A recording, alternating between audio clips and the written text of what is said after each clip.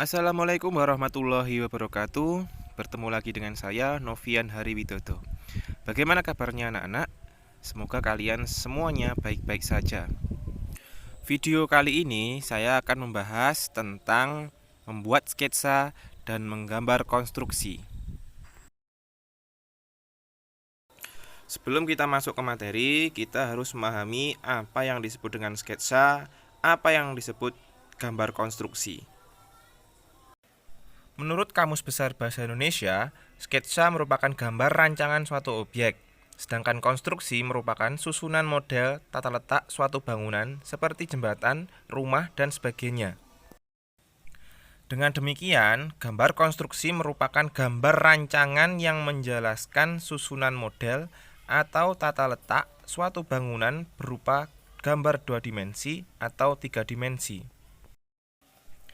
Ilmu yang mempelajari cara membuat atau merancang gambar konstruksi bangunan dinamakan arsitektur.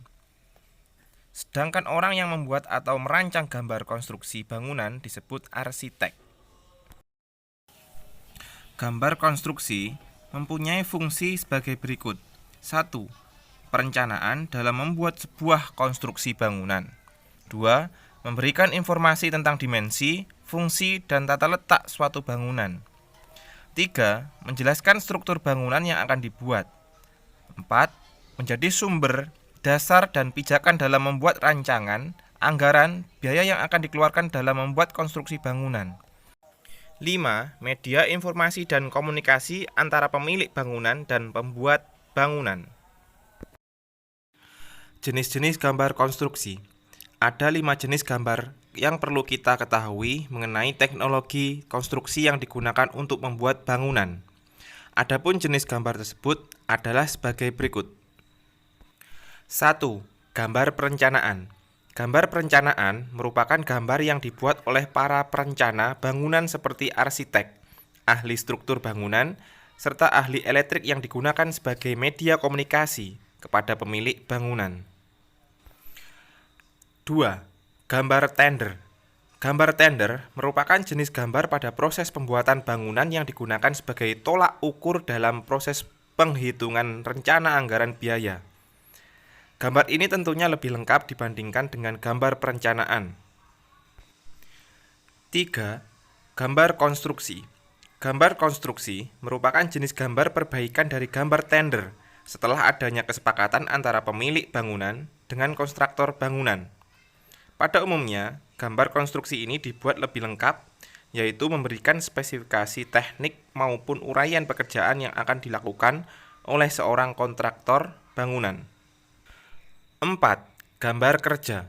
Setelah dihasilkan gambar konstruksi, seorang kontraktor bangunan membuat gambar kerja yang digunakan sebagai panduan bagi para pekerja dalam membuat bangunan yang diinginkan.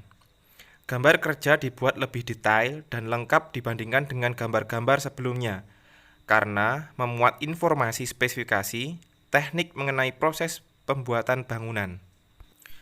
5. Gambar jadi. Gambar jadi merupakan gambar yang dibuat oleh seorang kontraktor bangunan setelah bangunan selesai dibuat. Gambar ini umumnya digunakan sebagai laporan pertanggungjawaban seorang kontraktor kepada pemilik bangunan. Peralatan menggambar konstruksi. Sebelum memulai proses pembuatan gambar konstruksi atau bangunan, kita harus mempersiapkan beberapa peralatan dan bahan sebagai berikut. 1. Kertas gambar. Kertas gambar merupakan media utama yang digunakan dalam proses menggambar. Jenis-jenis kertas yang bisa digunakan untuk menggambar konstruksi atau gambar teknik yaitu kertas pandalarang, kertas manila, kertas trimin, kertas roti, dan kertas kalkir. 2. Meja gambar. Meja gambar berfungsi sebagai alas saat melakukan aktivitas menggambar konstruksi. Meja gambar arsitek dapat mengatur ketinggian dan kemiringan meja sesuai yang diinginkan. Hal ini dimaksud agar dapat memberikan kenyamanan saat menggambar. 3. Pensil gambar.